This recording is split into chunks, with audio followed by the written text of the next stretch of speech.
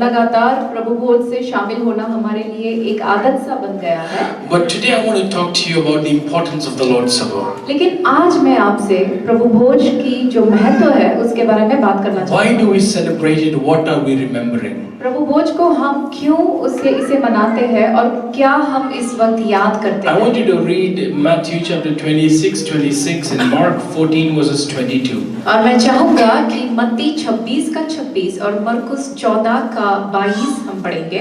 Matthew 26 and Mark 14 verses 22. Just read the first part of that verse.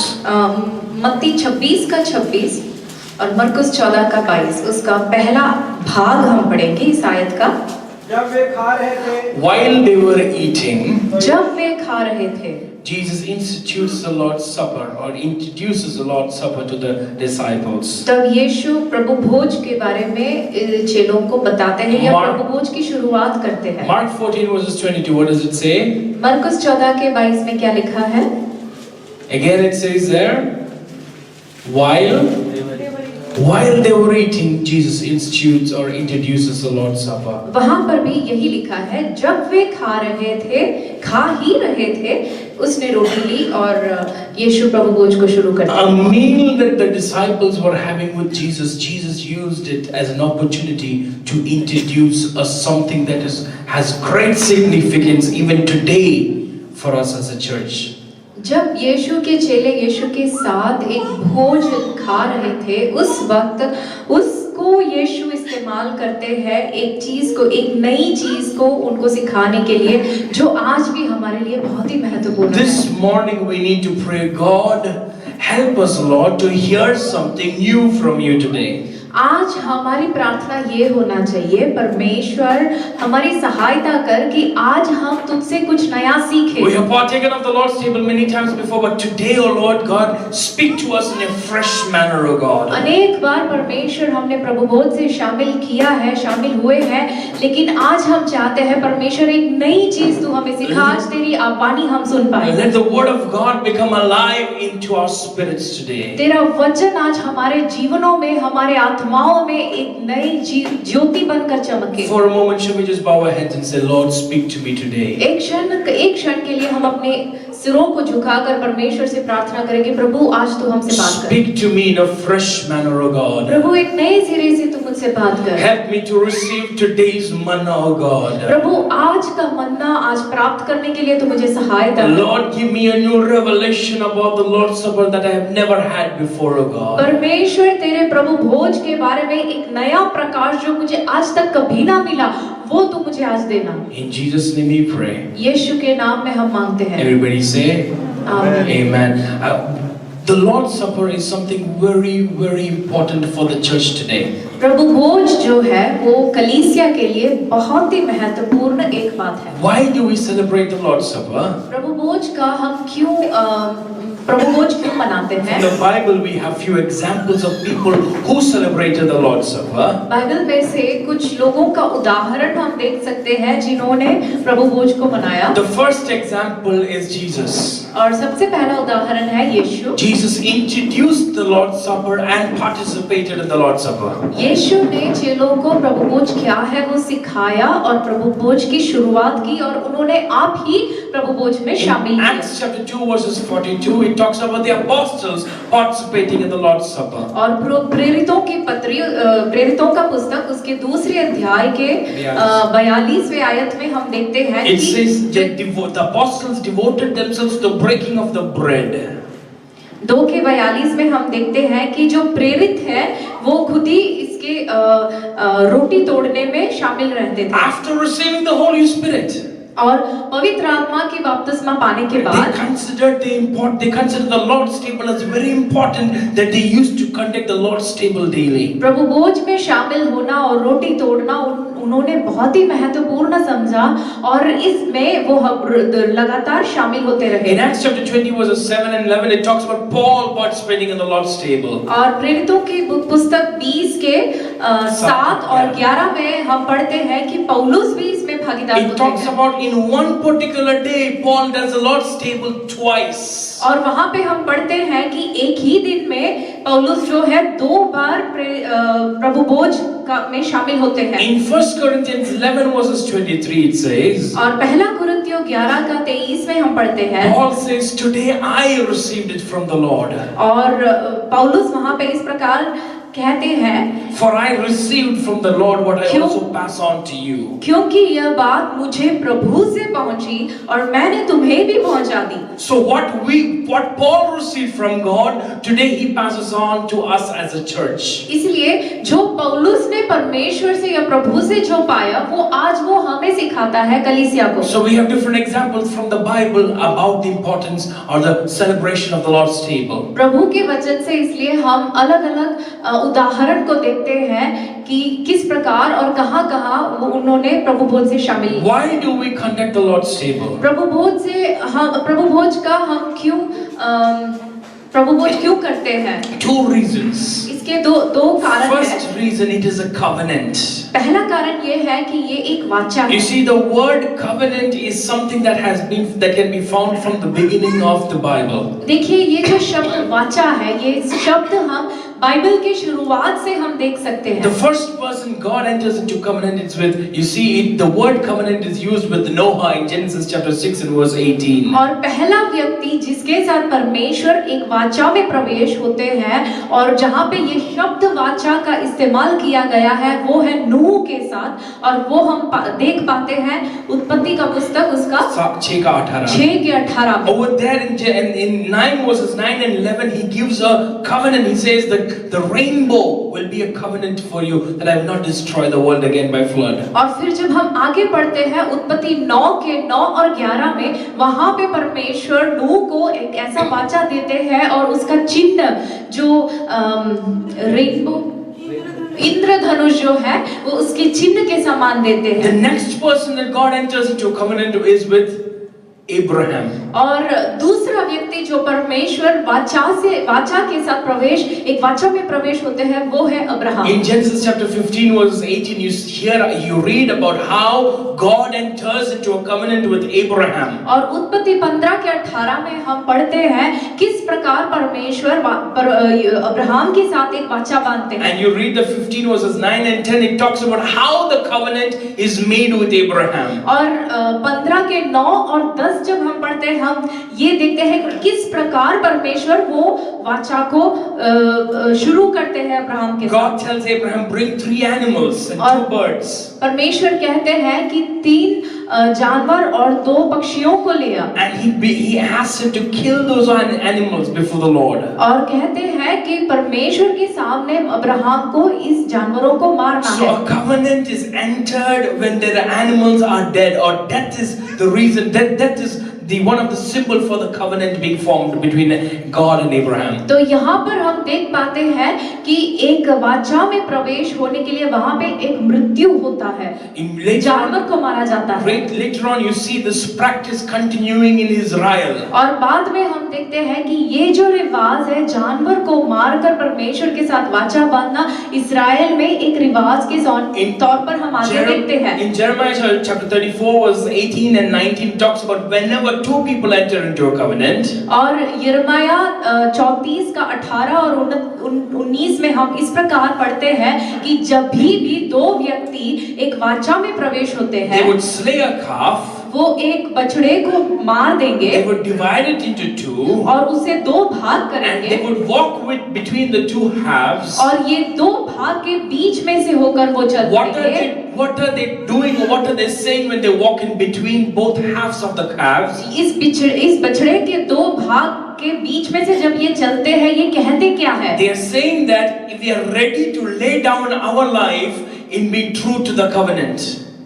वो ये कहते हैं कि हम इस वाचा में एक दूसरों से सच्चे रहेंगे और यदि झूठे ठहराएंगे तो हम अपने जीवन को भी देने तैयार हैं। If the covenant was so important to them, they were saying that if I break the covenant, I am ready to pay with my life. देखिए वाचा उनके लिए इतना महत्वपूर्ण था, वो ये कहते हैं कि यदि मैं वाचा तोड़ूंगा तो उसे मैं अपने जीवन देके अपना जान देके चुकाऊंगा। And it was a very serious offense to break a covenant. और देखिए जो वाचा तोड़ना उस समय एक बहुत ही गंभीर दंड था। You see, we make promises today.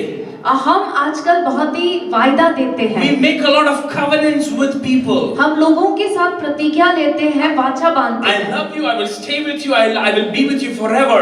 और हम अपने मुंह से कहते हैं मैं तुझसे प्यार करता हूँ, प्यार करती हूँ, तेरे साथ हमेशा रहूंगी। That is why the Bible says it is very important to use our words wisely, and to whom do we make our covenants with. और इसीलिए हमें बाइबल सिखाती है कि हम अपने शब्दों को लेकर बहुत ही ध्यान पूर्वक रहें, और हम अपने वाचा किसके साथ बांधते हैं उस बात पे भी हम बहुत ध्यान The लगाएं। next time that we read about a covenant is called the Old Covenant. God makes it with Moses. और उसके बाद हम जो वाचा के बारे में पढ़ते हैं तो वो तब है जब परमेश्वर मूसा के साथ वाचा बांधता है, और उसे हम पुराना नियम कहते हैं। We also call it the Old Covenant or the Old Testament. और इसे हम पुराना वाचा या पुराना नियम कहते हैं। We read this in Exodus chapter 24 verses 4 to 7. ये हम निर्गमन 24 उसके 4 से 7 तक जब हम पढ़ेंगे वहां हम ये देखते हैं। Moses writes God's words in a book. निर्गमन 24 का 4 से 7 You see Moses writing God's words in a book. यहाँ हम देखते हैं कि मूसा जो है परमेश्वर के शब्दों को एक किताब में लिखता है, And he calls it as a book of the covenant. और वो इस किताब को वाचा का किताब करके बुलाता And है। over there it says he kills young bulls. और वहाँ पे लिखा है कि वो छोटे बछड़ों को वो मारता है, He kills young bulls as sacrifice for the Lord. और बछड़ों को मारकर परमेश्वर के लिए वो बलि चढ़ाता है। And then he sprinkles the blood of the bull on the people, saying, और बछड़े का जो खून है लोगों के ऊपर छिटकार, and he says in Exodus chapter 24 verse 8, it says, behold the blood of the covenant which the Lord has made with you. और वहाँ पे 8वें आयत में हम इस प्रकार पढ़ते हैं, तो मूसा ने लहू लेकर लोगों पर छिड़क दिया और उनसे कहा, देखो यह उस वाचा का लहू है जिसे यहोवा ने इन सब वचनों पर तुम्हारे साथ बांधी है। And the covenant is sealed by the blood of the slain animals. और जो वाचा है ये मारे गए हुए बछड़ों के जो लहू है उसके द्वारा मोहर लगाया गया है। This is the first time the sentence, the phrase, the blood of the covenant is being used. अब देखिए ये जो बात है, जो यहाँ पे जो मूसा कहता है कि वाचा का लहू है, ये जो बात है ये पहली बार बाइबल में यहाँ लिखी गई है। Over here he's sprinkling the blood of the bulls upon the people, upon Israelites, and saying the blood of the covenant. यहाँ पर मूसा लोगों के ऊपर ये लहू को छिड़कता है और छिड़कते हुए कहता है कि ये वाचा का लहू है। And this is the same phrase और यही जो शब्द है when Jesus was passing the cup of the covenant to the people, to his disciples. और जब यीशु ने प्रभु भोज शुरू करते समय जब वो कटोरा उसके चेलों को दाखरस दे रहा You था, read Matthew chapter 26 verses 28, he uses the blood of the covenant over there. वहाँ पे यही शब्द यीशु भी इस्तेमाल करते हैं। मत्ती 26 का 28 जब हम पढ़ेंगे वहाँ पे यीशु ये कहते हैं, You see, he says, this is my blood of the covenant which is poured out for many for the forgiveness of sins. वहाँ पे यीशु इस प्रकार कहते हैं, क्योंकि यह वाचा का मेरा वह लहू है जो बहुतों के लिए पापों की क्षमा के निमित्त बहाया जाता है। Under the old covenant, you are only cleansed externally. पुराने नियम के नीचे या पुराने वाचा के अंदर आप बाहरी तौर पर शुद्ध होते हो। You see, the sprinkling of the blood is signifying the cleansing of the person externally. और जो लहू को छिड़कना जो है एक उस व्यक्ति का बाहरी रूप पर पवित्र होने का एक चिन्ह था। But when Jesus passes around the wine, लेकिन जब यीशु चेलों को जब दाखरस देते हैं, he says there is a new cleansing which is an inward or an internal cleansing that is available for you. और यीशु उस वक्त ये कहते हैं एक नए सिरे से, एक नई रीति से एक पवित्र होने का एक रीति है, वो है आपके अंदरूनी आत्मा का जो पवित्र होना, वो है ये नई वाचा। But it is very important to understand लेकिन बहुत ही बहुमूल्य या महत्वपूर्ण है कि आप इस बात को समझें। The covenant that he was talking about through the bread and the wine, ये जो वाचा जो यीशु इस रोटी और दाखरस के द्वारा जो बात कर रहे थे, it is not simply entered by the breaking of bread or the pouring out of wine. वो एक सिर्फ ऐसे नहीं कि रोटी तोड़ने से और दाखरस उंडेलने से वो वाचा की शुरुआत It is a हुई। symbolic thing of what is going to happen upon the cross of the Calvary. ये सिर्फ एक चिन्ह था, वो चिन्ह एक चिन्ह जिस कलवरी क्रूस पर यीशु जो करने जा रहे थे उसको दर्शाने वाले एक चिन्ह। In the Old Testament, there were animals who were being sacrificed. पुराने नियम में जानवरों को बलिदान चढ़ाया जाता But था, in the New Testament, Jesus himself becomes a sacrifice. लेकिन नए नियम में यीशु आप ही उस बलि बन जाते In हैं। Hebrews chapter 9 verses 13 to 22, you read it, there's a contrast that the Bible talks about. The blood of the bulls and the blood of Christ is being brought out over there.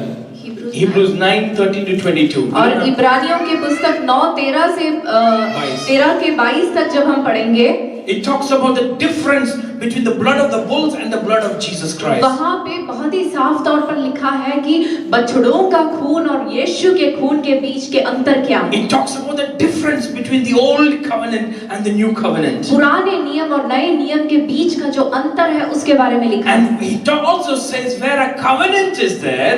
और वहाँ पे ये भी लिखा है कि जहाँ पे एक वाचा है, In the 16th and the 17th, where a covenant is there, must be necessity of death of the one who made it. और जहाँ वहाँ पे 9 के 16 और 17 में ऐसे लिखा है कि जहाँ पे वाचा है, क्योंकि जहाँ वाचा बांधी गई है वहाँ वाचा बांधने वाले की मृत्यु का समझ लेना भी अवश्य है। Because it is very necessary for a person who enters into a covenant to have death being present over there. और क्योंकि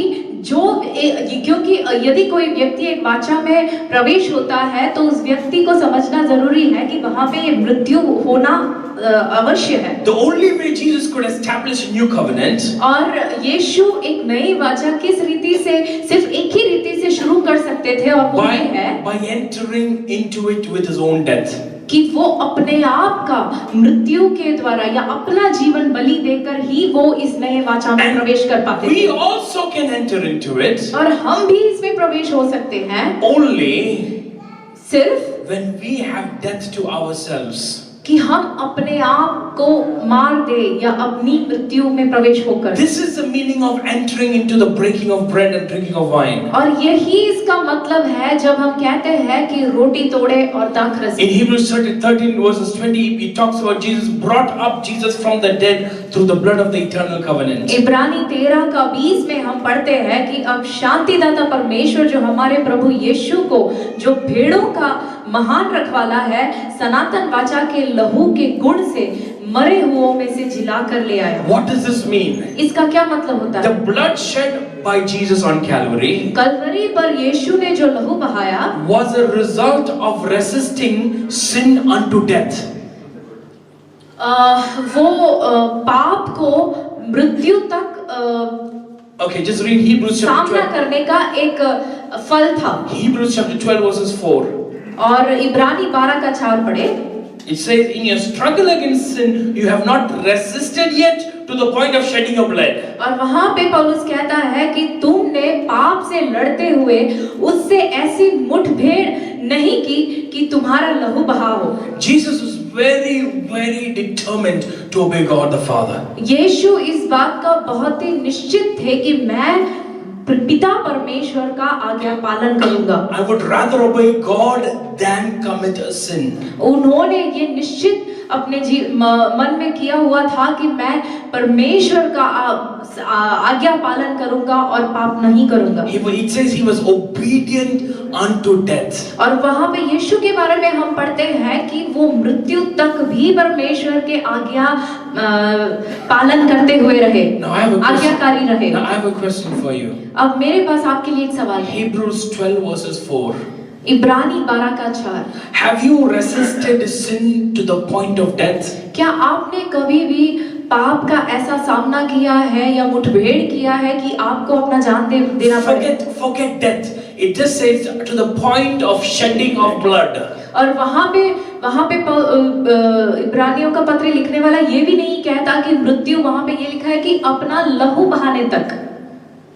How many of you can say, I have resisted sin to the point of shedding of blood? हम में से कितने लोग ये कह सकते हैं कि मैंने पाप का सामना तब तक किया है कि मुझे अपना लहू भी बहाना पड़ा उसकी वजह से। There are very few of us who've actually been persecuted for our faith. हम में से बहुत ही कम लोग हैं जिसको हमारे विश्वास के कारण सताया जाता है। Most of us, our sin are very small sins. हमारे लिए, हमारी नजरों में हमारे पाप बहुत ही छोटे हैं। You see, we look, lust, हम जो अभिलाषाएं हैं उसको देखते हैं, the pride of life, और जीवन की अभिलाषा। these are things that we see and we fall, और ये सब चीजों को हम देखते हैं और हम गिर जाते हैं। and we say the grace of God will forgive all my sins. और फिर हम कहते हैं कि परमेश्वर का जो अनुग्रह है वो मेरे हर पाप को माफ करेगा। Jesus entered into the covenant by himself, providing his own body as a sacrifice. और यीशु हमारे साथ एक वाचा में कैसे प्रवेश होते हैं, वो अपने जीवन को, अपना ही जीवन को बलि के रूप में देखकर। You know, Jesus invites us to that table. और यीशु हमें उस मेज पर हमें आमंत्रण करते You हैं। see, when we participate of the Lord's table, we must understand it is a covenant that we have with God. और जब हम प्रभु भोज से शामिल होते हैं, हमें इस बात को समझना है कि हमने परमेश्वर के साथ वाचा बांधा है। Jesus is saying, I have resisted to the point of death. और यीशु कह रहे हैं कि मैंने तब तक सामना किया कि मैंने अपना जान भी दे दिया। Have you resisted even to the point of shedding of blood? क्या आपने या हमने क्या हमारे लहू बहाने तक भी सामना किया है? Sin knocks on our door every day. पाप जो है हमारे दरवाजे पर हर रोज खटखटाता And है। every day we open it and we allow it into our home. और हर रोज हम अपने दरवाजे को खोलकर पाप को हमारे जीवन में या हमारे घर के अंदर प्रवेश होने देते हैं। You see, what does Jesus say? यीशु क्या कहते हैं? He says, this is a cup of suffering. यीशु कहते हैं ये दुख का कटोरा है। You see, in Paul says in Philippians chapter 3 verses 10 and 11, he says, I want to know the fellowship of his suffering, being conformed to his death, in order that we too may attain to the resurrection from the dead. Philippians chapter 3 and verses 10 and 11. फिलिपियों 3 का 10 और 11 पढ़े। I want to know Christ in the power of his resurrection, the fellowship of his sharing in his sufferings. 3 का 10 और 11। ताकि मैं उसको और उसके मृत्युंजय की समर्थ को और उसके साथ दुखों में सहभागी होने के मर्म को जानूं और उसकी मृत्यु की समानता को प्राप्त करूं, कि मैं किसी भी रीति से मरे हुओं में से जी उठने के बाद तक पहुंचूं। You see, what does Paul say here? पौलुस यहाँ पे क्या कहता है? I want to know Christ. मैं यीशु को जानना We चाहता all हूँ। want to know Christ. हम सब यीशु को जानना And चाहते it हैं। says, I want to know the power of his resurrection. और ये पौलुस कहता है कि उसके जी उठने के या उसके मृत्युंजय की सामर्थ को जानना चाहता That है। also we all want. और वो भी हम सब जानना But चाहते the हैं। third thing that he says, लेकिन तीसरी बात जो the पौलुस कहता है, fellowship of sharing in his suffering, becoming like him in his death. और वहाँ पे पौलुस कहता है कि उसके साथ दुखों में सहभागी होने के मर्म को जानो How many of you want और to say? उसकी मृत्यु की समानता को How प्राप्त many of करो। you want to say, I want to enter into fellowship with his suffering? आप में से कितने लोग ये कहेंगे कि उसके दुख के साथ हम भी सहभागी हों? No suffering, God, only blessing. हम सब हमेशा यही कहते हैं कि प्रभु कोई दुख नहीं चाहिए, सिर्फ तेरी आशीष Lord, चाहिए। bless, bless, bless. प्रभु मुझे आशीष दे, मुझे आशीष दे, मुझे आशीष But they. the moment we receive suffering, लेकिन जिस क्षण हमारे जीवन में दुख आता है, we say, pray for me, church. हम कहते हैं कलीसिया मेरे लिए प्रार्थना करें। You see, we come to the Lord's table very lightly. हम देखिए हमेशा प्रभु भोज के पास बहुत ही एक सरल रीति से We आते do हैं। not understand that this is a table of the covenant. हम कभी इस बात को नहीं समझते कि ये वाचा का वो मेज है। This is a table that we should not take very lightly. ये वो मेज है जिसके सामने हमें सरलता से नहीं आना है। If we are ready, when we partake of the Lord's table, we are telling the Lord, Lord, I am ready to strive against sin to the point of shedding of blood. हम जब प्रभु भोज से शामिल होते हैं, हम परमेश्वर से ये कहते हैं कि प्रभु मैं पाप के खिलाफ लड़ने के लिए तैयार हूँ, उसका सामना तब तक करने तैयार हूँ कि मैं अपना जीवन भी दे दूं। The word covenant is a solemn agreement signed in a court. और ये जो शब्द वाचा है वो एक ऐसी चीज है, एक एग्रीमेंट, वो कोर्ट में दो व्यक्तियों के बीच में जो समझौता है उसके बारे में कहते हैं। Before signing the agreement, they read all the rules and regulations very clearly. उस समझौते को अपना हस्ताक्षर समझौते पर करने से पहले वो पूरे जो उसमें जो भी बातें लिखी गई है वो हर चीज को ध्यानपूर्वक पढ़ते हैं। But today we have taken covenant as very lightly. लेकिन आज के दिन हमने क्या किया है, इस वाचा शब्द को बहुत ही सरल रीति से लिया है। You enter into marriage. आप शादी में प्रवेश होते हो, विवाहित You make a covenant with your mouth with your spouse. आपके मुंह से आप अपने पति या पत्नी से एक वाचा देते हो। At the day your wife burns something, that day you want a divorce. और the day your wife burns something, that day you want divorce. और जिस दिन आपकी पत्नी गलती से कुछ जला दे तो आप डिवोर्स मांगते हो। The day when you have disagreements within each other, you say we want a divorce. और जिस दिन आपको आपस में किसी भी बात पर लड़ाई होती है, आप कहते हैं कि मुझे डिवोर्स चाहिए। And you go to the court and you say we are incompatible with each other. और फिर आप कोर्ट में जाके कहते हैं कि हम एक दूसरों के साथ नहीं रह सकते। That is the same attitude we come to when we partake of the Lord's table. और यही हमारा एक सोचने का तरीका होता है जब हम प्रभु भोज के पास भी आते हैं। We partake of the Lord's table very lightly. प्रभु भोज को से हम बहुत ही सरल रीति से शामिल होते हैं। We normally say we are a new covenant church. हम साधारण तौर पर कहते हैं हम नए वाचा के कलीसिया हैं। We proudly say we are a new covenant church. और गर्व के साथ कहते हैं कि हम नए वाचा की कलीसिया। But actually we are a no covenant church.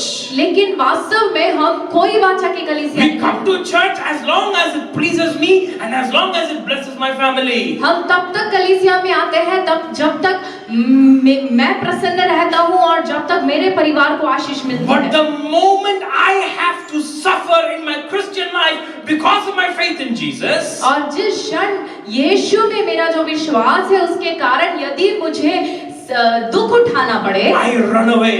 मैं भागने लगता हूँ। This is also a cup of suffering, my friends. ये भी मेरे भाई और बहनों दुख का एक कटोरा है। Jesus says this is the blood of the covenant, a new covenant with you I make. और यीशु कहता है कि ये वाचा का नए वाचा का लहू है। Do not enter into the Lord's table very lightly, my church. मैं और कलीसिया में आपसे कहना चाहता हूँ कि सरल रीति से परमेश्वर के वचन से परमेश्वर के मेज से भागीदार ना हो। It cost Jesus everything to make this covenant with you and with me. क्योंकि ये जो वाचा है ये आपके साथ और मेरे साथ ये नई वाचा बांधने के लिए यीशु को सब कुछ देना पड़ा। The second thing that we need to do, we need to have when we partake of the Lord's table is remembrance. और दूसरी बात जो हमें जब हम प्रभु भोज से शामिल होते हैं तब हमें क्या करना है, हमें यादगिरी के बारे में सिखाता है। Luke chapter 22 verses 19, 1 Corinthians 11 verses 24. और लूका 22 का 19 और पहला कुरिन्थियों 11 का 24। What does it say very quickly? In 1 Corinthians 11 verses 24 it says, "This is my body which is for you. Do this in remembrance of me." और धन्यवाद करके उसे तोड़ी और कहा, यह मेरी देह है जो तुम्हारे लिए है, मेरे स्मरण के लिए यही किया करो। Read Luke chapter 22 verses 19. Looka रचित सुसमाचार 22 का 19 पढ़ेंगे। Over there Jesus says the same thing again. It says, "This is my body given for you. Do this in remembrance of me." और वहाँ पे यीशु दोबारा यही दोहराते हैं, कहते हैं ये मेरा शरीर है, ये मेरे स्मरण के लिए किया करो। This is a table of remembrance. ये स्मरण का एक मेज है। This is a table where we remember what God has done. ये वो मेज है जहाँ हम स्मरण करते हैं परमेश्वर ने हमारे लिए क्या किया। What do we remember? हम क्या स्मरण करते We हैं? remember first and foremost. हम सबसे पहले ये स्मरण करते हैं This is a covenant. कि ये एक वाचा है And this covenant was done by the breaking of his body and the shedding of his blood. और ये वाचा कैसे बांधा गया? यीशु के शरीर को तोड़ते हुए और यीशु के लहू को बहाते So हुए। the first thing that we need to remember is the work of Jesus on the cross. और इसीलिए सबसे पहले हमें स्मरण क्या करना है कि यीशु ने क्रूस पे जो क्रिया किया है उसे हमें याद करना है। Isaiah chapter 53. यशाया उसका 53। What is the work that Jesus did on the cross? और वो क्या क्रिया है या क्या काम है जो यीशु ने क्रूस पे किया? It says in 53 verses 3, he was despised and rejected by men, a man of sorrows, familiar with suffering. और यशाया 53 के 3 में ऐसे लिखा है कि वो वह तुष्ट जाना जाता और मनुष्यों का त्यागा हुआ था। वह दुखी पुरुष था, रोग से उसकी जान पहचान थी और लोग उससे मुख फेर लेते थे। वह तुष्ट जाना गया और हमने उसका मूल्य न जाना। He was despised, rejected, not esteemed. और वो तुच्छ जाना गया, उसे लोगों ने उससे मुंह फेर दिया। And it says he was not esteemed, he was despised by the people. लोगों ने उसको तुच्छ समझा और मनुष्यों ने उसे त्याग दिया। You see, the first and foremost thing that we need to understand, when Jesus went up to the cross, और सबसे पहले हमें ये समझना है कि जब यीशु क्रूस पर चढ़े, everybody left him. सभी लोगों ने उन्हें छोड़ दिया। All the disciples ran away. हर एक उनके जो चेले थे, हर एक व्यक्ति उन्हें छोड़ दिया। All the people who stood, who faced, who maybe even he might have a heal, maybe who might have even had food from his hands, they all shouted, "Crucify him! Crucify him! Crucify him!" They turned their face away from Jesus. हो सकता है जिनको यीशु ने चंगाई दी है या जिनके घर पे जिनके भवन में जाके यीशु ने भोजन भी लिया है, उन्हीं लोगों के मुंह से वो शब्द निकले, क्रूसित करो इसे, क्रूस पे चढ़ाओ। People turned away from him. और लोगों ने उनका मुंह फेर When दिया। he went to the cross, he went alone. और जब वो क्रूस पर चढ़े, वो अकेले गए। He did not go with family and friends. वो कोई भी परिवार के साथ या साथियों के साथ नहीं He गए। did not go with moral support to the cross. और किसी का भी उनको एक साथ ना मिला या एक सहायता ना मिला जब वो उस क्रूस पे चढ़े। You read ahead in the 4th verse, it says, "He carried our sorrows, he took up our infirmities." और चौथे आयत में हम इस प्रकार पढ़ते हैं, निश्चय उसने हमारे रोगों को सह लिया और हमारे ही दुखों को उठा लिया। When he went up on the cross, जब यीशु क्रूस पर चढ़े, our sickness he took with him.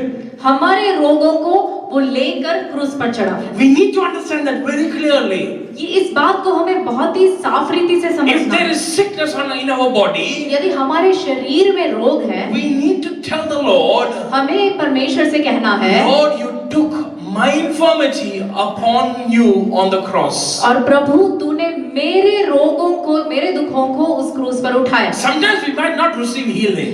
कई बार हमें चंगाई नहीं मिलती। And at that time we just say, "God, your grace is sufficient for me." और उस वक्त हमें ये कहना है कि प्रभु तेरा अनुग्रह मेरे लिए काफी है। But we need to believe in our heart लेकिन हमें इस बात को विश्वास करना है that हमारे my दिल में my sickness, कि मेरे रोग को, my disease मेरे दुखों को was taken by Jesus on the cross. यीशु ने उसके कंधों पर क्रूस पर उठाया था। And what does it say? Not just my sickness, it says even my sorrows he carried on the cross. और वहाँ पे ये लिखा है कि सिर्फ मेरे रोगों के लिए ही नहीं और हमारे ही दुखों को उठा लिया। Every sorrow that you have, आपके जितने भी दुख क्यों you ना might be sitting here sorrowful because of some situation in your life. हो सकता है आप आपके जीवन में किसी परिस्थिति के कारण दुख के साथ यहाँ बैठे हैं। But when you come before the Lord, लेकिन जब आप परमेश्वर के सामने आते हैं and you witness the Lord's table, और जब आप प्रभु भोज का सामना करते हैं, remember the cross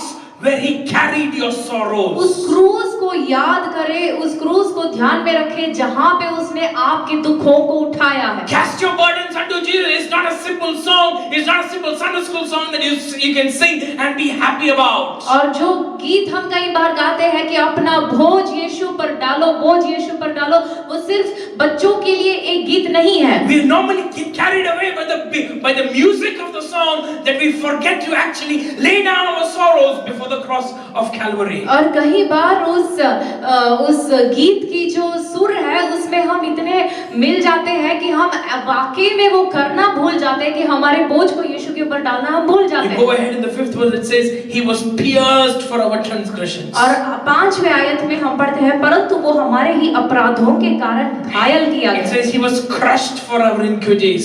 और वहाँ लिखा है कि वह हमारे अधर्म के कामों के कारण कुचला गया। You see, the image of, when I read this verse, the image of how grape juice is being taken out from grapes is brought to my mind. और जब मैं ये आयत पढ़ता हूँ मेरे मन में वो चित्र आता है जहाँ पे दाखरस को अंगूरों में से अंगूरों को कुचल के निकाला जाता है। They crushed the grapes. They crushed the grapes. अंगूर को कुचल के दाखरस निकाला जाता है। They crushed the grapes and then sometimes they even stamp it under their feet to get the juice, get all the juice out from the grapes. कई बार दाखरस को निकालने के लिए अंगूरों को अपने पैरों के नीचे भी कुचलते हैं ताकि पूरी तरह से उसमें से सारी दाख मधु He निकल was जाए। pierced and he was crushed. वो घायल किया गया और उसे वो कुचला गया। You read the 7th verse. और 7वें आयत It पढ़ेंगे। says he was oppressed. वो सताया गया। He was oppressed. वो सताया गया। You know, when we are here and if somebody hurts us, any of our family or any of our friends hurt us. और जब हम इस संसार में हैं और हमारे कोई भी परिवार में से कोई व्यक्ति या हमारे कोई दोस्त मित्र अगर वो हमें चोट पहुंचाते When our हैं friends begin to attack us, gang up against us, और यदि हमारे मित्र सारे मिलकर हमारे खिलाफ हो जाते हैं we feel oppressed. तब हमें ऐसा महसूस होता है कि हमें सताया We जाता feel है burdened.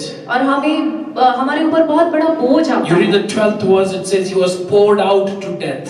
और 12वीं आयत पढ़े वहां पे लिखा है कि इस कारण मैं उसे महान लोगों के संग भाग दूंगा आगे और वह सामर्थियों के संग लूट बांट लेगा क्योंकि उसने अपना प्राण मृत्यु के लिए उंडेल दिया। He poured out his life unto death. उसने अपना प्राण मृत्यु के लिए उंडेल दिया। Again, the image of a grape juice is being brought into this verse. और जब मैं ये आयत पढ़ता हूँ फिर से मेरे सामने उस दाखरस को निकालने वाला चित्र आता है। In Matthew chapter 26 verse 26, they shows how the bread is being broken to symbolize how his body was being broken for us. और मत्ती 26 के 26 में हम पढ़ते हैं कि किस प्रकार वो रोटी तोड़ दिया गया, वो हमें ये दर्शाता है कि उसका यीशु का शरीर किस प्रकार तोड़ा When गया। we participate of the Lord's table, जब हम प्रभु भोज से शामिल होते हैं we remember the work of Jesus on the cross. यीशु ने क्रूस पे जो क्रिया किया, जो काम किया,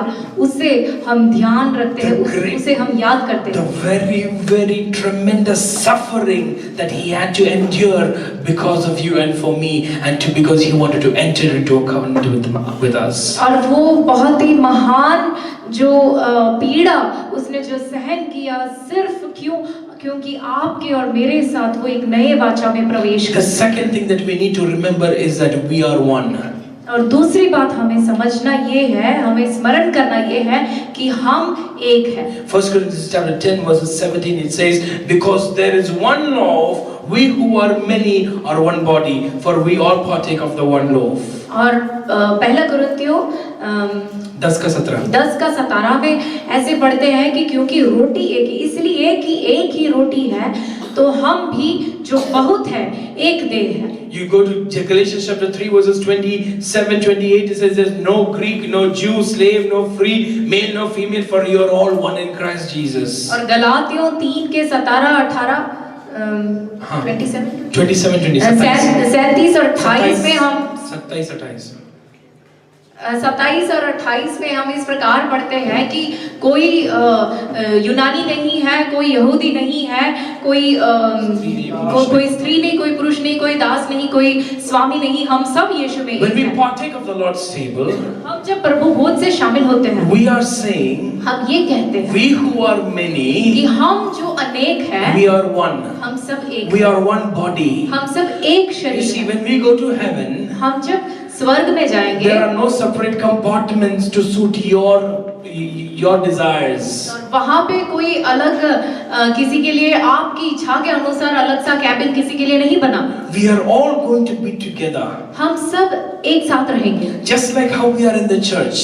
जिस प्रकार अब कलीसिया में हम सब एक Just साथ like हैं। how we can say that we are all one body. और अब इस वक्त जैसे हम कह सकते हैं कि हम सब एक ही शरीर के अंग हैं। That is how we will be in heaven. और इसी प्रकार हम स्वर्ग में भी होंगे। We are many but we are one. हम अनेक हैं लेकिन हम एक हैं। When we come before the Lord's table, जब हम प्रभु भोज के सामने आते I हैं, am not North Indian, South Indian, North Eastern. मैं कोई उत्तर भारत का, दक्षिण भारत का या नॉर्थ ईस्ट का I नहीं। praise God for the diversity that we have in our church. मैं परमेश्वर का धन्यवाद करता हूँ कि जो भिन्नता ही कहते हैं, हाँ, हमारे कलीसिया के अंदर जो भिन्न भिन्न तरह के लोग हैं उसके लिए मैं परमेश्वर का धन्यवाद We have people from Orissa, Punjab, Haryana, from Meghalaya. We have people from Nagaland. We have people from different places of India. और प्रभु ने हमें पंजाब, हरियाणा, उड़ीसा, नागालैंड, मणिपुर, मेघालय, राजस्थान, हर जगह से परमेश्वर ने हमें लोगों को दिया है। We are all different, हम सब अलग अलग हैं, but we are one. लेकिन हम सब एक हैं। When we participate of the Lord's table, जब हम परमेश्वर के मेज से शामिल होते हैं, we cannot come with divisions to the Lord's table. हम विभिन्नता के साथ प्रभु भोज से शामिल नहीं लेते। People might have hurt you.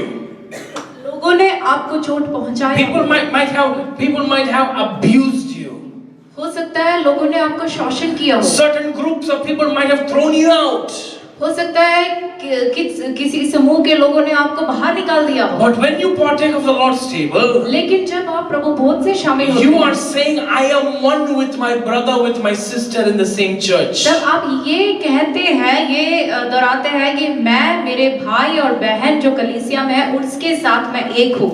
Amen. Amen. The third thing that we need to remember, और तीसरी बात जो हमें स्मरण करना है, 1 Corinthians 11 verses 26. पहला कुरिन्थियों 11 का 26, It says, whenever you eat this bread, drink this cup, you proclaim the Lord's death until He comes. और वहाँ पे इस प्रकार लिखा है, क्योंकि जब कभी तुम यह रोटी खाते और इस कटोरे में से पीते हो तो प्रभु की मृत्यु को जब तक वो न आए प्रचार करते The हो। third thing that we must remember, और तीसरी बात हमें ये स्मरण करना as है, we partake of the Lord's table, जब हम प्रभु भोज से शामिल होते we हैं remember the commission that God has given us. और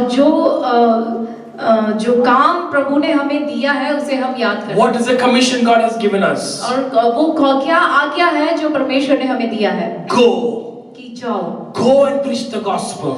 जाओ और सुसमाचार सुनाओ। That is why when the Lord's table is over, we say there is still bread and wine, which places a responsibility upon us to share the gospel. और इसीलिए ही जब प्रभु भोज खत्म होता है तो आखिर में हम ये कहते हैं कि अभी भी रोटी और दाखरस और भी पड़ा है, कि हमें ये दर्शाना है कि हमें जाके और भी लोगों को चेले बनाना I है। want you to imagine the first century church as they were participating of the Lord's table. और मैं ये चाहूंगा कि आप जो पहले सदी की जो कलीसिया है उसका जरा स्मरण करें या वो चित्र अपने मन में लाए जब वो प्रभु भोज से शामिल As they होते थे, broke the bread, जब वो रोटी as तोड़ते they थे, poured out the wine, जब वो दाखरस को and उंडेलते after थे, everybody has had the bread and the wine, और सभी लोग रोटी और दाखरस खाने के बाद they look at the bread and the wine and say, there are thousands of people who do not know Jesus और Christ. उस रोटी और बचे हुए रोटी और दाखरस को देखकर वो कहते थे कि हजारों लोग और बाकी हैं जिन्होंने यीशु को बारे में कभी सुना नहीं है। Many of us say, I cannot preach. हम में से कई लोग कहते हैं कि मैं प्रचार नहीं कर सकता। And many of us avoid inviting our friends on a second Sunday because on that Sunday we have the Lord's table. और हमें से कई लोग हमारे अविश्वासी भाई बहनों को या दोस्तों को कलीसिया में बुलाने से, दूसरे इतवार के दिन बुलाने से हिचकिचाते हैं क्योंकि हमारे कलीसिया में दूसरे अथवा When you Prabhu Bhoj when you करते हैं। participate in the Lord's table, जब आप प्रभु भोज से शामिल होते you are हैं proclaiming God's death and His resurrection. तो आप प्रचार करते हैं कि यीशु के मृत्यु और जी उठने के बारे में प्रचार When करते your हैं। friends see you participate in the Lord's table, जब आपके मित्र देखते हैं कि आप इसमें से शामिल होते they हैं, will ask you, what are you doing? वो आपसे पूछेंगे कि आप क्या कर रहे And हैं। you can proclaim to them, तब आप उनको ये बता सकते हैं, you can tell them about the second coming of Christ and about the great work Jesus has done for you on the cross. तब आप उनको यीशु के दोबारा आगमन के बारे में और यीशु ने क्रूस में जो काम किया है उनके लिए वो आप उनको बता The सकते fourth हैं। and the final thing that we remember is this: और चौथा और आखिरी बात जो हमें स्मरण करना है वो ये है He is coming soon. कि यीशु जल्दी आ रहा है। Matthew chapter 26 verses 29 and Luke chapter 22 verses 16. Please read. मत्ती 26 का 29 और लूका 22 का 16. 22 का 16 पढ़े। Somebody take, both of you take these verses. We want to read it very quickly. Matthew 26:29. It says, "I tell you, I will not drink of this fruit of the wine from now on until that day when I drink it anew with you in my Father's kingdom."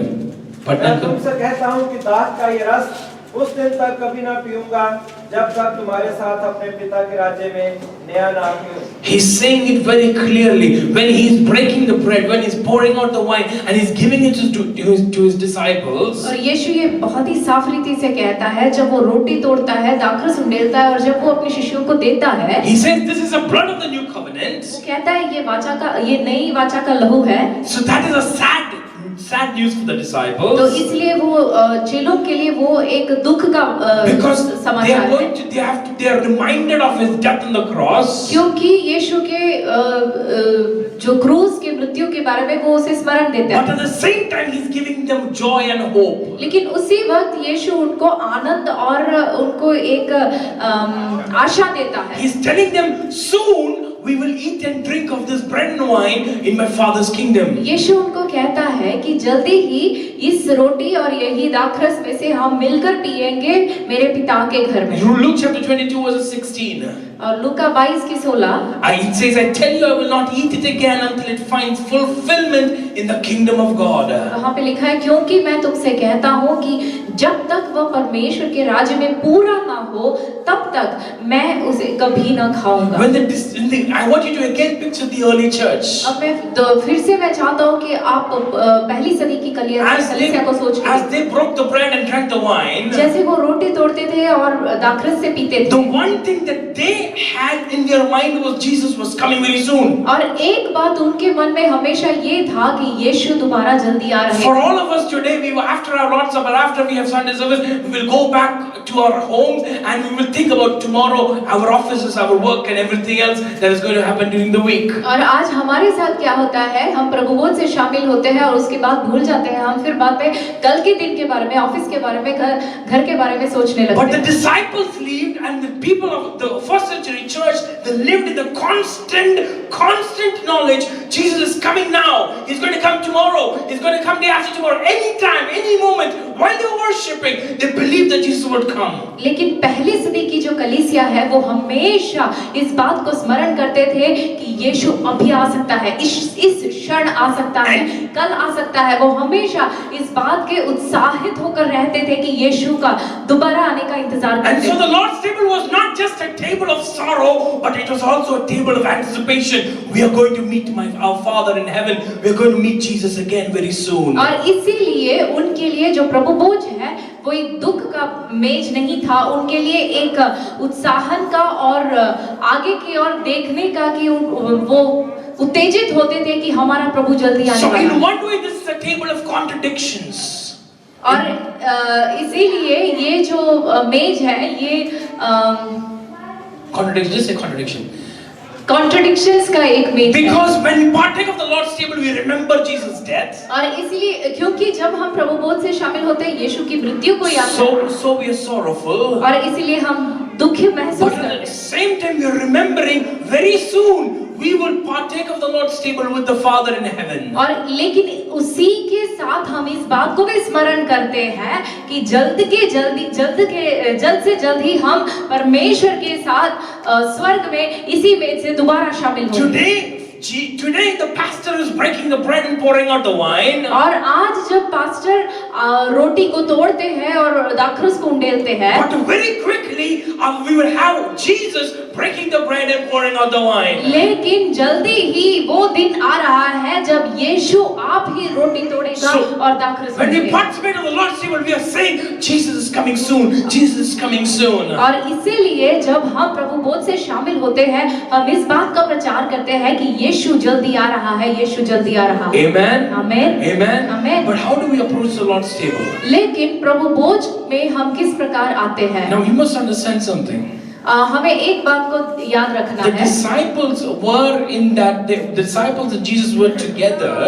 और यीशु और उसके चेले एक साथ थे, Actually celebrating the feast of the unleavened bread or the Passover feast. और जो फसह का जो पर्व है वो मना रहे थे, या तो फिर अखमीरी जो रोटी है उसका पर्व मना रहे थे। It was a feast that was instituted from the Israelites when they came out of Egypt. और वो इस्राएली जाति जब मिस्र से बाहर निकले उस वक्त परमेश्वर ने शुरू किया हुआ एक पर्व था, फसह का पर्व। I'm not going into the details of that.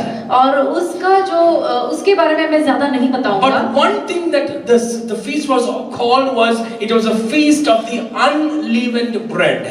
लेकिन वो जो फसह का पर्व है उसका दूसरा नाम था अखमीरी रोटी का पर्व। Meaning there should not be any yeast in the bread or in the house. इसका मतलब ये होता है कि इस पर्व के दौरान रोटी में या उस घर में कोई भी तरह का खमीर नहीं होना चाहिए। Prior to the feast, पर्व से पहले in the house, घर के अंदर the wife or the lady of the house cleans the entire house. जो घर की जो माता है वो पूरे घर को अच्छे से साफ करती है। There should not be a single dust in the house. और बिल्कुल धूल भी उस घर के अंदर दिखना नहीं चाहिए। There should not be any yeast in the house. कोई भी तरह का खमीर उस घर के अंदर होना नहीं चाहिए। Because yeast symbolized sin for the disciples and for the Israelites. क्योंकि इस्राएलियों के लिए जो खमीर है वो पाप को दर्शाता है। After she has cleaned it, और जब घर की माता पूरे घर को साफ कर देती the है, man of the house, उसके बाद वो घर का जो पिता है या पुरुष है, he will come into the house and he will check. वो घर के अंदर आके He will check the house. वो चेक करता है, देखता है। He will open the drawer. वो जो ड्रॉर है वो खोलते He हैं will put his hand inside and see if there is dust inside the drawer. और वो ड्रॉर खोलकर अंदर हाथ डालकर चेक करते हैं कि क्या इसके अंदर थोड़ा सा भी धूल बच गया He है। will go to every corner of the house. और वो घर के हर एक कोने में जाता है। And he will see if there is any yeast in the house. और वो चेक करके देखता है कि क्या किसी भी तरह से कोई खमीर घर के अंदर रह गई है क्या? After he has done that, और ये सब करने के he बाद says a declaration. और उसके बाद वो एक घोषणा करता है। The declaration is the declaration of Biur Chametz. For those of you who want to have big names, it's called Biur Chametz. और वो जो घोषणा है वो घोषणा को कहते हैं बियुल चमेत्स। What does he say? वो क्या कहता He है? says, any chametz or leaven that is in my possession, which I have not seen and have not removed.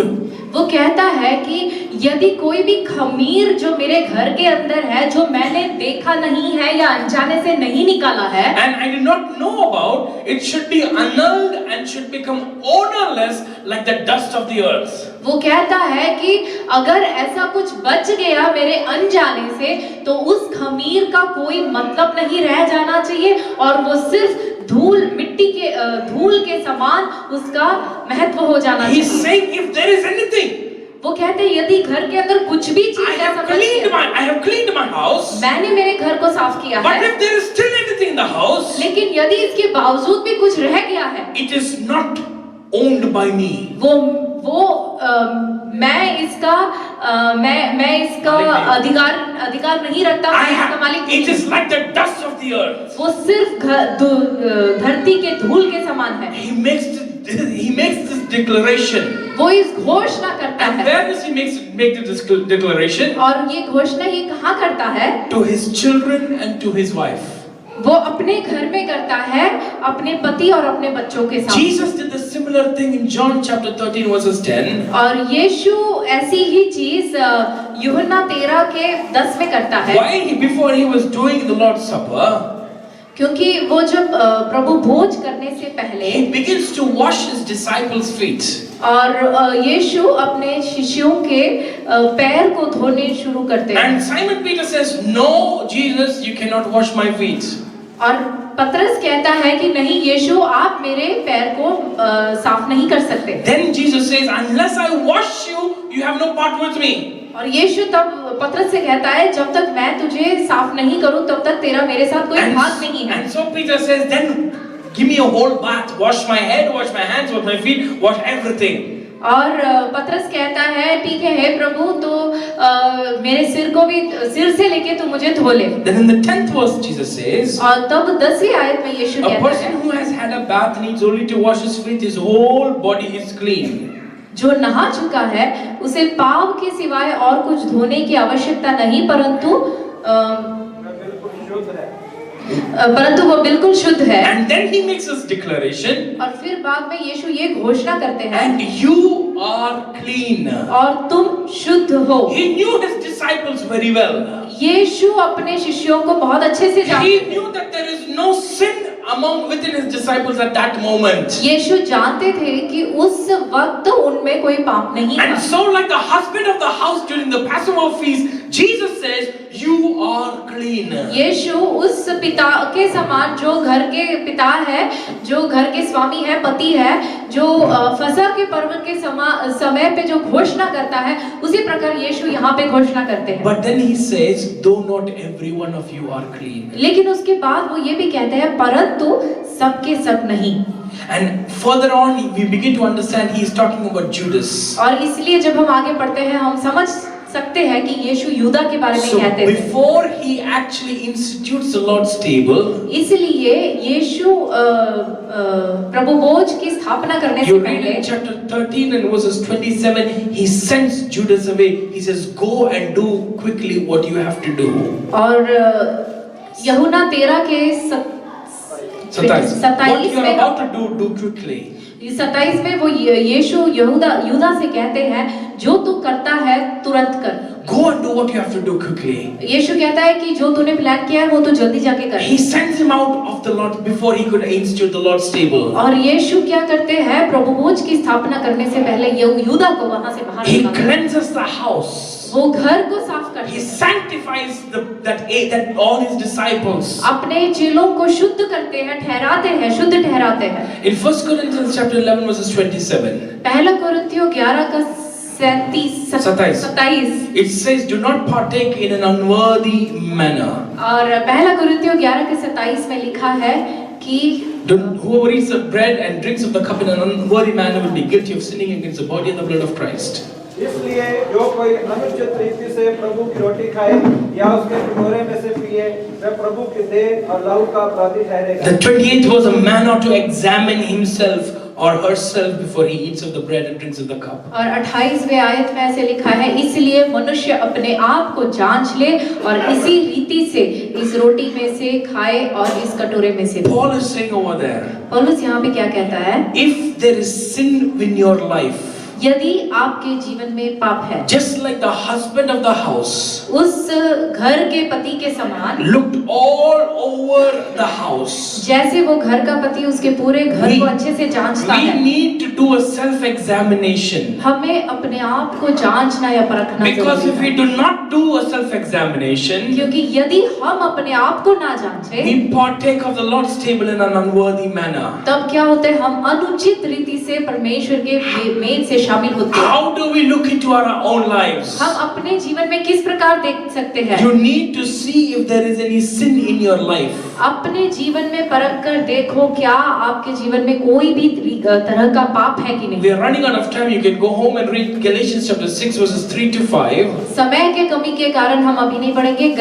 गलातियों का पुस्तक 6 का 3 से 5. 6 का 3 से 5 घर It जाके पढ़े। says each one should test his own actions. वहाँ पे लिखा है कि हमें से हर एक व्यक्ति को अपने अपने क्रिया को परख कर देखना है। And it says without comparing with somebody else. और किसी और के साथ हमें तुलना नहीं करना। We normally what we do, we begin to say, my sin is smaller than his sin. हम साधारण तौर पर क्या करते हैं, दूसरे व्यक्ति को देखकर कहते हैं कि मेरा पाप उसके पाप से छोटा The है। only person that you can compare your sin with is Jesus. आप सिर्फ अपने आप को या अपने पाप को सिर्फ एक ही व्यक्ति के साथ तुलना कर सकते हो, और वो है यीशु। There can be no east, there can be no sin in your house. आपके घर के अंदर कोई भी तरह का खमीर या कोई भी तरह का पाप नहीं हो सकता। 1 John chapter 3 verses 19 to 21, again we do not have time, you can go home and read it. It says, if our hearts do not condemn us, we have confidence before God. और पहला यूहन्ना 3 का 19 से 21 तक घर जाके पढ़े, वहां पे ऐसे लिखा है कि यदि हमारे हृदय हमें दोषी नहीं ठहराता तो हम प्रभु के सामने तब प्रभु के सामने हमें कॉन्फिडेंस है या धीरज है। We have confidence only if our hearts do not condemn us. और हम परमेश्वर के सामने हमें कॉन्फिडेंस सिर्फ तभी है यदि हमारा दिल, हमारा हृदय हमें दोषी नहीं 2 Corinthians chapter 13 verses 5, again it says, examine yourself, test yourself, it says in that verse. और फिर से हम पढ़ते हैं दूसरे कुरिन्थियों 13 के 5 में कि अपने आप को परखो, अपने आप को टेस्ट करके देखो। We need to have a self-examination as we partake of the Lord's table. हमें अपने आप को परख कर देखना है या जांच कर देखना है प्रभु मोद से शामिल होने से। When Paul is talking in 1 Corinthians chapter 11, with saying, do not have partaken in an unworthy manner, you need to self-examine yourself. और जब पौलुस पहला कुरिन्थियों 11वें अध्याय में जब पौलुस कहते हैं कि इसलिए मनुष्य अपने आप को अनुचित रीति से कोई भी प्रभु की रोटी से प्रभु बोध से शामिल ना ले, तब हमें अपने आप को परखना है। You read in the 17th to 22nd verse, there is a problem in the church that he's addressing. देखिए इस अध्याय के 17 से 22वें आयत तक जब हम पढ़ते हैं, वहां पे कुरिन्थियों की उस कलीसिया में एक प्रश्न है जिसका पौलुस उसको सामना करने की कोशिश कर रहे हैं। हाँ, उस प्रश्न को सॉल्व करने की कोशिश करता है। In the 18th verse it says there are divisions among you. और 18वीं आयत में हम पढ़ते हैं कि आपके अंदर भिन्नता है। Then in the 20th verse onwards when you read, he talks about you are partaking of the Lord's table in a very irreverent manner. और 20वें आयत से जब हम पढ़ते हैं, वहां पे हम देखते हैं कि आप प्रभु बोध से बिल्कुल अनुचित रीति से या आदर के बिना भागीदार होते हैं। You're just coming together and eating and going. You're not participating in the Lord's table. You don't have the reverence of God or the fear of God when you participate in the Lord's table. आप एकत्रित होते हो, खाते हो, जाते हो, आपको प्रभु भोज के लिए कोई आदर नहीं है या उसका कोई भय नहीं है। The people in the Corinthian church, the people were just coming together, eating and going. They had no reverence of God and God's table. कुरिन्थियों के कलीसिया में वहां पे लोग बस आते थे, खाते थे, जाते थे, प्रभु भोज के लिए कोई डर या एक भय नहीं था। And also there was another thing, rich and poor. There was a lot of difference. There was that divide between the rich and poor was being shown in the church. और कुरिन्थियों की कलीसिया में अमीर और गरीब के बीच में बहुत बड़ा अंतर वो दिखाते थे और कलीसिया के अंदर वो अंतर वो दिखाते थे। Against this backdrop, और एक भूमिका के सामने he says, do not partake in an unworthy manner. पौलुस उस कलीसिया को कहता है कि अनुचित रीति से प्रभु बोध से शामिल ना हुए। You need to self-examine your life. इसलिए मनुष्य अपने आप को जांच ले। You see in Hebrews chapter 10 verses 26 to 31, it talks upon if we keep on sinning after we've received the knowledge of truth, there is no sacrifice for sin that is left. और इब्रानियों 10 का 26 से 31 तक। इब्रानियों 10 का 26 से 31 तक जब हम पढ़ते हैं, वहां पे इस प्रकार लिखा है कि यदि हम पाप में लगातार आगे बढ़ते जाए तो अब ऐसा कोई भी बलिदान बाकी नहीं रह गया जो पाप के लिए बहा जाए। There are many of us who partake of the Lord's table. हम में से कई लोग हैं जो प्रभु बोध से शामिल होते हैं। We are living in sin. कई लोग हैं जो पाप में जीते हैं। We are having wrong relationships. कि गलत रिश्ते में हैं। We do not want to leave that relationship. हम वो रिश्ता तोड़ना या उसे छोड़ना नहीं Listen to चाहते। me very carefully. We do not want to leave those wrong relationships. ध्यान पूर्वक सुने, हम नहीं चाहते कि हम उस रिश्ता तोड़े या उसे छोड़े, But at the same time, we are participating in the Lord's table because we think, what will they say if I do not participate in the Lord's table? लेकिन इसके बावजूद भी परमेश्वर के मेज से आके हम शामिल होते हैं। क्यों? क्योंकि हम ये सोचते हैं कि मुझे देखने वाले क्या सोचेंगे यदि मैं प्रभु मेज से शामिल ना लूं। We are driven by the fear of man than the fear of God. हम लोगों से या मनुष्य से ज्यादा डरते हैं, परमेश्वर से कम डरते। Come, when you come before the Lord's table, come with fear and trembling.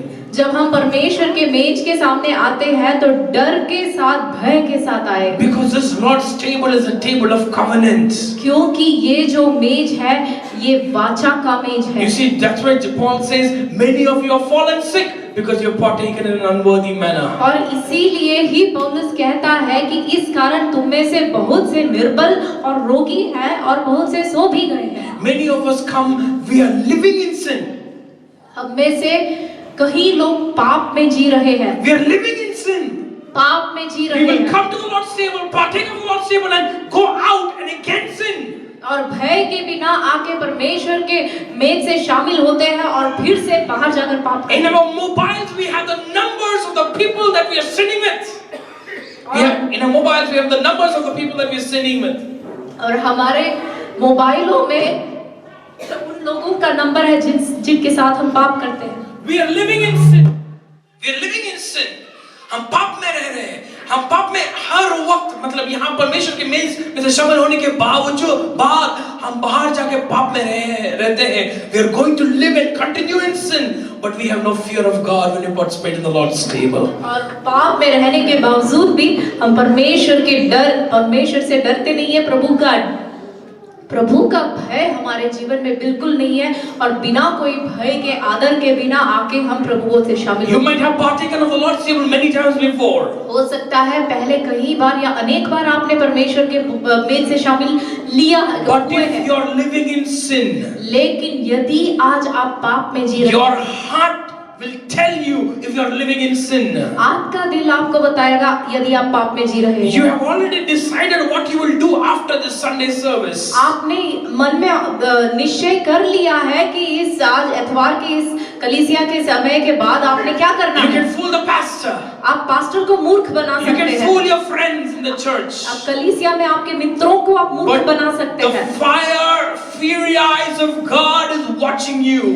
लेकिन परमेश्वर के अग्नि के समान जो आंखें हैं वो आपको देख रहे And हैं। I tell you, the Bible in the Hebrews chapter 10 verses 26 and 31, it says, it is a time the Lord will judge His people. और इब्रानियों 10 के 26 से 31 तक में हम पढ़ते हैं, वहां पे ऐसे लिखा है, एक समय परमेश्वर ने निश्चित करके रखा है कि अपने लोगों को न्याय करने के And लिए। it says it's a dreadful thing to fall in the hands of a living God. और वहां पे ये लिखा है, जीवित परमेश्वर के हाथों में गिरना बहुत ही भयानक चीज है। Church, understand, we do not serve God made by our own hands. कलीसिया इस बात को समझे, हम कोई ऐसे ईश्वर की प्रार्थना या हम आराधना नहीं करते जो हमने अपने हाथों से बनाया We है। serve a God who is living. हम ऐसे परमेश्वर की आराधना करते हैं जो जीवित है। And if we fall into His hands when we live in sin, और यदि हम उसके हाथों में जाकर गिरे जब हम पाप में हैं, it is going to be a very, very sad thing. वो एक बहुत ही डरावना और भयानक चीज हो सकता है। Judas lived in sin. यूदा पाप में था And Jesus said, go and do what you want to do. और यीशु ने कहा, जा और जो तू करना चाहता है We जाके know कर। the end of him. He went and hung himself. He pronounced his own judgment. और हम उसका अंत जानते हैं, जाके उसने अपने आप को मार डाला। But Jesus at the same time और लेकिन उसी समय यीशु gave the Lord's Supper to his disciples. अपने चेलों को प्रभु भोज देते हैं। You see, the disciples, every one of them would sin later on.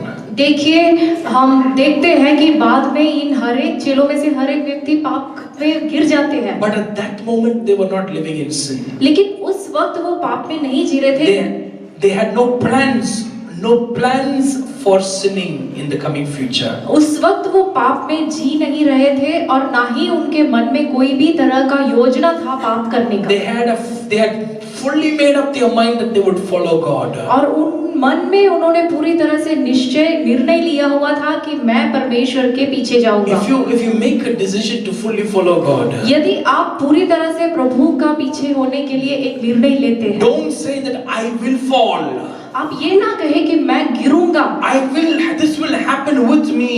हो सकता है मेरे साथ ऐसे हो सके। Don't pronounce judgment upon your own life. अपने आप के ऊपर या अपने जीवन के ऊपर न्याय ना बोले। But when you come to the Lord's table,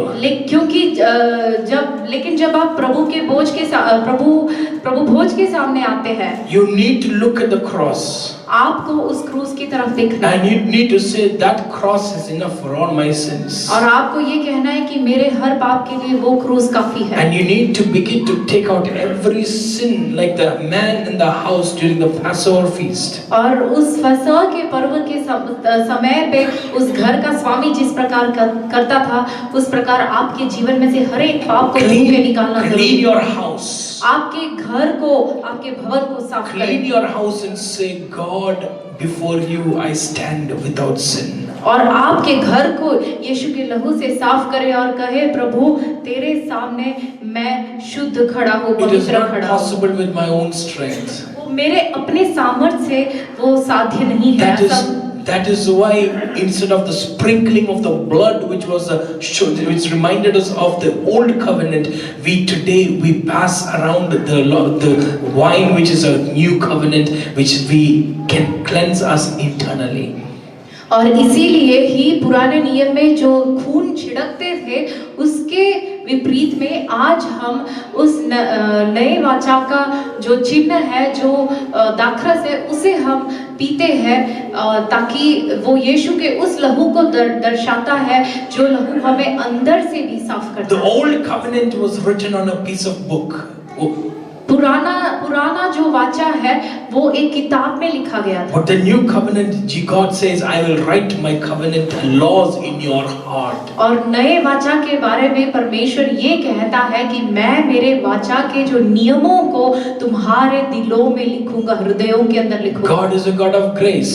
परमेश्वर अनुग्रह का परमेश्वर। But God is also a God who judges us. लेकिन परमेश्वर हमें न्याय करने वाला परमेश्वर भी है। Shall we just bow our heads for a moment? हम अपने सिरों को कुछ समय के लिए झुकाएं। The Lord's table is before us. परमेश्वर का मेज हमारे सामने है। And it reminds us that He has made a covenant with you and me. और ये हमें याद दिलाता है कि परमेश्वर ने आपके साथ और मेरे साथ एक वाचा बांधा है। It calls us.